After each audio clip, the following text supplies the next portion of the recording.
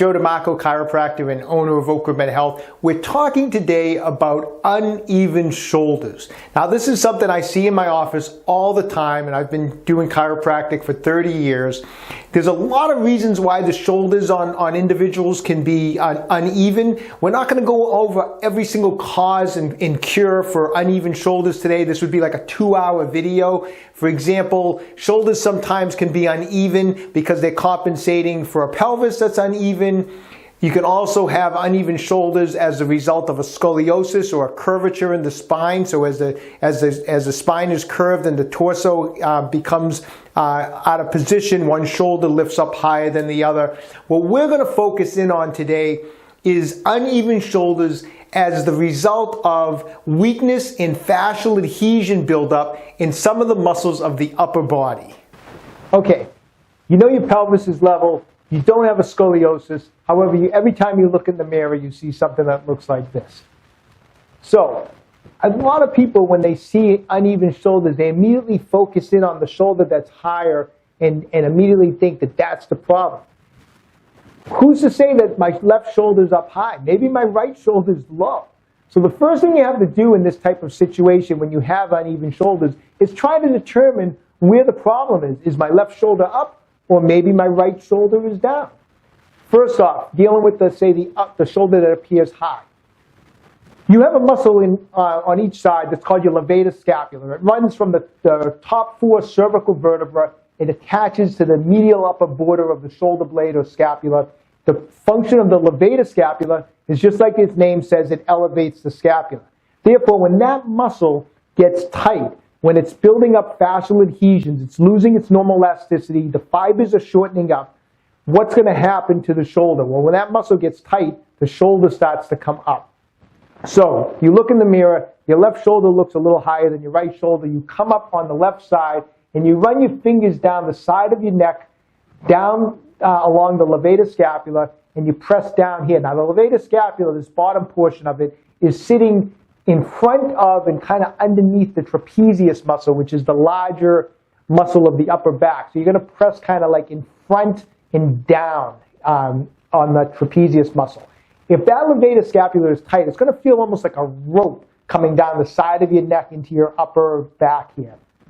And if you can feel that rope, usually it almost will actually feel like knotted. It'll feel like there's knots in it. It feels really tight. And more than likely, it's going to feel tender when you press in it.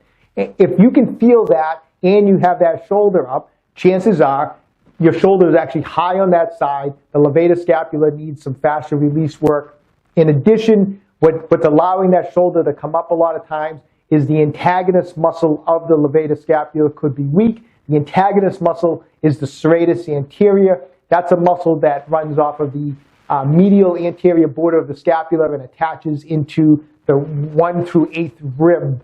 Through here, it's known as like the punching muscle. It protracts the scapula. A lot of times that muscle is weak along with the tightness of the levator scapula. You feel all that, you feel the tightness, the shoulder's up, that's the problem. We're going to go over how to fix that in a second. But we have to first look at the other case, the other scenario. Is that the left shoulder might actually be sitting okay, my right shoulder could be down. Now, if that's the case, usually the shoulder that's down isn't only down, it's usually kind of curled forward or rotated down in almost like a rolled position like that. It's kind of coming forward. That's the result of, you have a muscle in here called the pec minor. Now the pec minor comes off of the 3rd through 5th rib and attaches into what's known as the coracoid process of the scapula. Motion of the pec minor is to bring the shoulder down and forward. Once again, that muscle becomes tight. It builds up fascial adhesions. It loses its elasticity. The fibers become short. What happens is it starts to pull the shoulder forward and down. And you look in the mirror, and it looks like your shoulders are uneven. It looks like the left is up. We've already determined the left is okay. We get in here. We palpate along the 3rd through 5th rib up into the back where the coracoid process is up here. And we feel that restriction, that tightness, usually some soreness.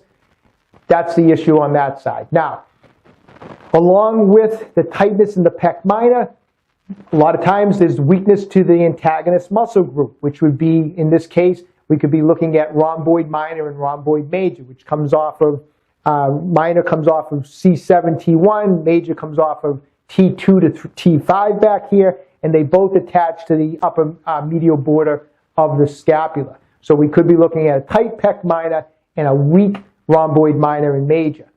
That's our other fix.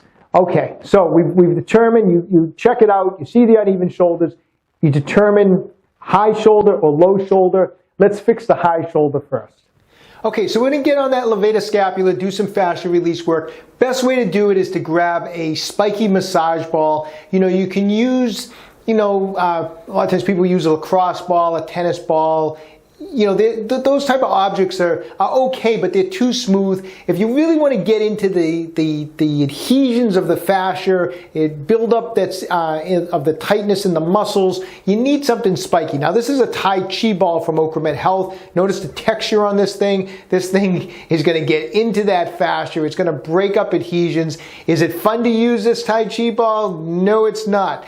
But it does the job. And what you do with it, something like this, is you gauge your pressure. You don't just start off the first time digging this in as hard as you can into your levator scapula. You ease into it, and when it's used properly and slowly over time, it's going to break up adhesions that are restricting motion. So I'm going to take the Tai Chi ball, and as I said, the levator scapula is going from along the side from the upper cervical vertebra all the way down in front of that trapezius muscle. So I'm just going to simply get in there, and I'm going to just roll from the top in all different directions, up and down, side to side, diagonal, and I'm going to roll all the way down. Now you can do that with the, if it's more comfortable with the other hand, either hand is fine, but just put firm pressure all the way as you roll down the muscle and then all the way as you roll up the muscle. Just use firm pressure and go about 60 seconds or so. That should really get a lot of blood flow. It's almost a way of warming up the muscle also by just going over it for about 60 seconds and just firm pressure all different directions. Try to break up and dig out any knotting that you might feel. If you come down here and you feel even something on the upper trapezius, get on that upper trapezius, roll around on that for a little bit. But I would do it for about 60 seconds, wait a minute or so, and then go back and repeat for another 60 seconds.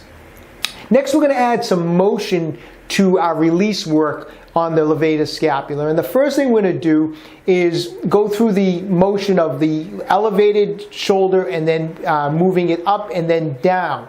And as we do that, I'm going to take the ball, I'm going to start in this lower area, I'm going to press the ball into my levator scapula, and as I hold the pressure in, I'm going to pull up on the tissue. So I'm going to trap it, I'm going to trap that levator scapula as I pull into the side of the neck, on that muscle, and then I'm going to pull up. So I'm kind of showing you the direction. I'm going in and up, but once I do it, I'm not going to move the ball. So I'm going to press in and I'm going to pull up, and now I have the ball kind of trapping tissue. When you do that, have the shoulder up. Okay, so that's my start position. I get in, I press into the levator scapula, and I pull the tissue in an upward direction, and I hold the ball just like that. And then from here, I'm going to make believe I'm pressing my hand down into the ground, and I'm going to push my shoulder down, nice and slow and controlled, and then come back all the way up as far as I can, and then again, push down towards the ground. And I'm going to do that 5 times in a nice controlled manner, holding that levator scapula trapped underneath the spikes of this ball. After I go 5 times, I'm going to move the ball up a little bit, maybe ½ an inch, and I'm going to repeat the process. I'm going to have the shoulder up, I'm going to get on that levator scapula, I'm going to push in and upwards, and I'm going to start that process again, pressing my hand down towards the ground, my shoulder towards the ground, bring it back up, and repeat again 5 times. And you'll probably be able to move it maybe 3, even 4 times. So you're starting low. Every time you go 5 times, just move the ball up till finally you'll be up near the top of the muscle. Once again, pressing in and upwards, holding the tissue, and I'm going to stretch that shoulder straight down just like that. Come all the way up and stretch it straight down. Okay, once you've done that, next you're going to come back to the starting position. I'm going to tilt my head a little bit towards this side. This time as I push the ball in, I'm going to now pull down on the ball. So instead of pulling up, I'm pulling down. So I have my head tilted to the left. I push in, pull down, trapping the tissue just like that. And now I'm going to tilt my head in the opposite direction. nice and controlled, nice and easy. I'm going to come back. I'm going to do that 5 times. Then I'm going to come up a little bit higher. I'm going to push in, pull down, trap the tissue. I have the head already tilted to that side.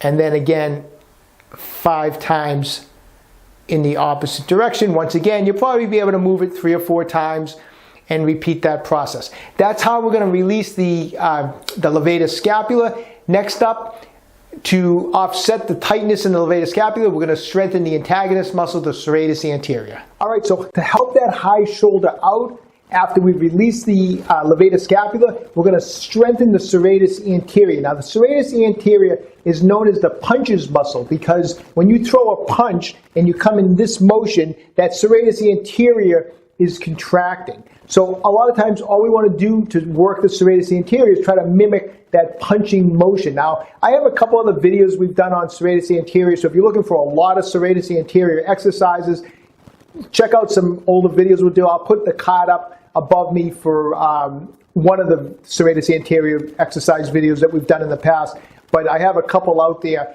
This one we're going to do is I just have a band hooked into the door. This band set has a little ball that can get closed behind the closed door so that the band won't come and snap and hit you in the back of the head. But anyways, it's a great way to work this because you have it secured inside the door. I'm going to grab the handles of the band and I'm going to get into a position where the band is pulling that shoulder and hand back into this position. And from here, I'm just going to make like a punching motion where I'm going to come across and out towards the camera here.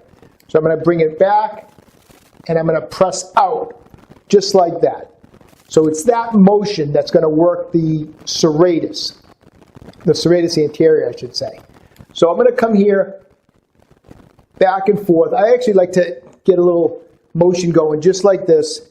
And I'm going to do this for 3 sets of 15 repetitions in a nice controlled manner, where I'm just going to be mimicking that punching motion so that I'm activating that serratus anterior muscle.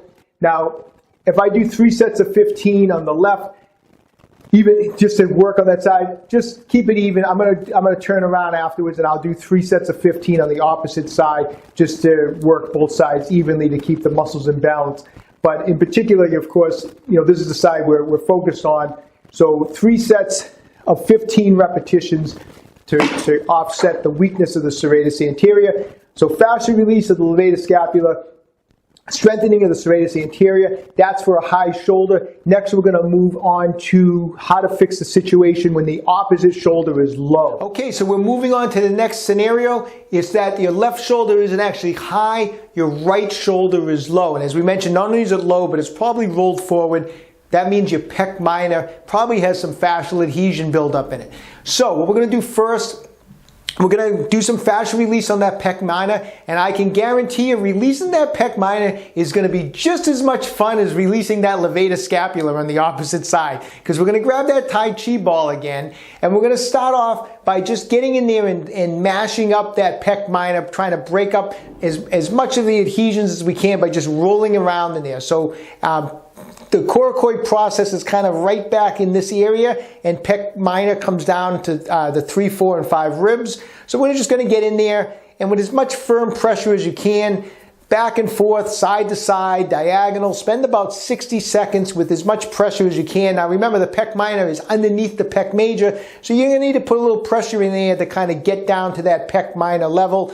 And we're going to do that for about 60 seconds. Take about a 60-second rest, and then we're going to follow up with another 60 seconds of just firm pressure, rolling in all different directions and trying to break up anything that we can that has any buildup in there. Now, it's going to get red. Doing fascial release work, you might have a little black and blue in there the next day. It might be still red the next day. It's okay. You're not damaging anything. We're breaking up fascial adhesions. It can cause discolorations, and as I mentioned, it can be tender when we're working on it. Okay, after we've done that, let's add a little active motion to the release work here so that we can get a release on this pec minor. As we mentioned, the pec minor brings the shoulder down and forward, So if we want to release it, we want to go in the opposite direction. So we're going to take the ball and I'm going to get up onto that pec minor. I'm going to press in and I'm going to pull down on the tissue. So I'm pushing in and down. And I'm going to start, the shoulder's already, just because that's the way it was on this side, it's already down and forward anyways. I'm pressing in, pulling down, and I'm going to hold the tissue with the spiky ball. And then I'm going to shrug the shoulder up as far as I can, and then I'm going to bring it back. So I'll show you from the side. I'm pressing in, pulling down. The motion's going to be, I'm going to shrug up as far as I can, and then bring the shoulder back. Nice and controlled. I'm going to keep it pinned, and we're going to do that for 5 repetitions, up and back. After we go 5 times, we'll move the ball to another area of the pec minor, maybe about 1/2 inch in a different direction. And again, I'm going to pin in and down, and I'm going to shrug up and back. And so we're going to repeat that. Every time we pin part of the pec minor with the ball, we're going to go 5 repetitions. Nice, slow, and controlled. That's where the spiky ball comes in so handy, is those spikes are going to really pin that tissue. If you use something smooth like a lacrosse ball, when you go to try to pin it and you go to try to shrug the shoulder, that ball is going to kind of slip down the muscle. With the spiky ball, that's what I like so much about these, is that it actually, when I push in and pull down, that tissue isn't going anywhere. I have it trapped in really, really good. That's how you release the pec minor. Next up, we're going to work and strengthen the antagonist muscles. In this case, we're going to do some work on the rhomboid minor and rhomboid major. Okay, so we're going to do some band work to strengthen rhomboid minor, rhomboid major. Now, if you look at the anatomy of the rhomboid muscles, those muscles are at an angle. They're coming, as we mentioned, rhomboid minor starting at C7, and they're coming down to the upper medial border of the scapula, and they're at kind of an angle like this. So what we want to do when we exercise to target specifically the rhomboid muscles, we don't want to just do an exercise where we actually retract the scapula, like with the weight, whether I'm using bands or I'm using a cable. We don't want it directly in front and just pulling back like this. We want to actually have our resistance coming from a lower angle, so that we have to actually not only retract back, but we're actually pulling in this direction too. So we don't want to just do this. We want to do this type of a motion. So I like to set my resistance, for example, with the band I'm going to use, I actually have it jammed underneath the bottom of the door.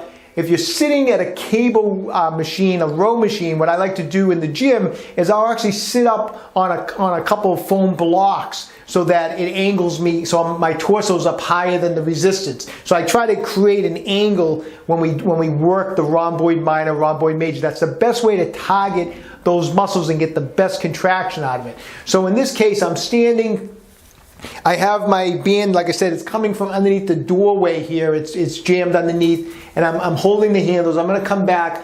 I'm going to have the band pulling me forward a little bit, and I'm going to break this down into 2 motions. The first part of this exercise is I'm going to retract the scapula back and kind of up. So it's a combination of a retraction of the scapula and a slight shrug. So I'm coming in this direction, just like this. And then once I do that motion, then I'm going to bend my elbows and pull back towards my torso. So break it down into 2 motions at first until you get the motion nice and fluid. I want you to break it down. I want you to shrug up a little bit and retract the scapulas, so it's like that, and then bend the elbows and pull the hands back towards the torso. I want just nice light resistance and really concentrate on the contraction on this motion. I don't want, sometimes people get into this and they just start like pulling back and forth and you lose the contraction. You really want to focus on the contraction. So don't worry about how much resistance you have on it first. Keep it light. I want you to get at least 3 sets of 15 repetitions, if not even 3 sets of 20 repetitions. And breaking it down, shrug and retract back. You're squeezing those rhomboids, then pull the hands, elbows back and the hands in, just like that. When you get good at it and you've been doing it for a while, you can turn it into one nice fluid motion. But at first, I don't want you to. I want you to break it down into those 2 motions. That's how you're going to strengthen the rhomboids to offset. You do the pec minor release, the strengthening of the rhomboids. That'll bring that low shoulder back up to normal. All right, I hope you found that information helpful. Don't forget, if your shoulders are unlevel or uneven, it didn't occur overnight. You didn't just wake up one morning like that. It probably has been developing over several weeks, if not months. And so it takes time to fix it. Just doing those techniques once is not going to cure this problem. You have to be consistent. Work it every day. Do it for several weeks, and slowly over time, you'll notice those shoulders will even back out. Additionally, try to figure out what you have been doing during the day that could be causing it. For example, if your shoulder's up high, you might be carrying like a heavy backpack or a heavy purse on one side. That a lot of times will tighten up that levator scapula. On the low side, you could be using a mouse a lot at your computer, and if you're stretching with that mouse and you have it far away from you and you're doing this a lot, that'll cause pec minor to get tight. So if you've got the mouse, try to keep it in a little tighter to your body and don't be stretching, reaching out with it. So little things like that can make a big difference as a preventative measure. All right, hey, listen, when you have some time, visit my website, www.OcraMedHealth.com. We have fascial release instruments such as those Tai Chi balls in 3 different sizes, ab rollers, we have exercise bands, we do fitness programs. I really appreciate it. People have been coming to the site, picking up some of the items. It helps us keep this channel going, so I can't tell you how much I really appreciate it. When you get a chance, please subscribe to my channel, OcraMed Health on YouTube. Questions about exercises or injuries, just leave a comment in the comment section below. I try to do everything I can to get back to everyone. And don't forget, OcraMed Health is here to keep you fit forever.